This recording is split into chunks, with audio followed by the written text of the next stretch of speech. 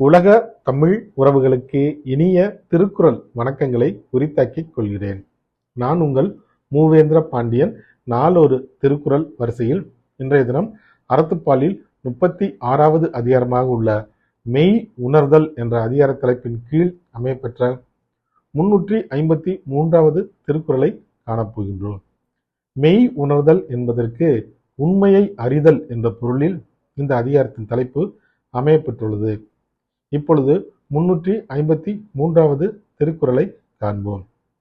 ஐயத்தின் நீங்கி தெளிந்தார்க்கு வையத்தின் வானம் நனியதுடைத்து. ஐயத்தின் நீங்கி தெளிந்தார்க்கு வையத்தின் வானம் நனியதுடைத்து. இக்குறட்பாவின் பொருளினை இப்போது காண்போம்.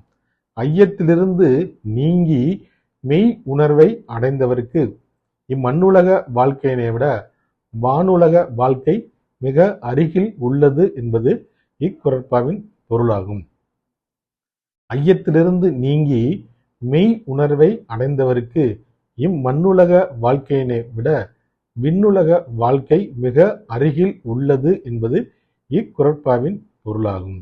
ஆம் தோழர்களே, வள்ளுவரின் வழியினை பின்பற்றி வாழ்வில் வெற்றி காண்போம். வாழ்க தமிழ், வளர்க தமிழ்நாடு. வணக்கம்.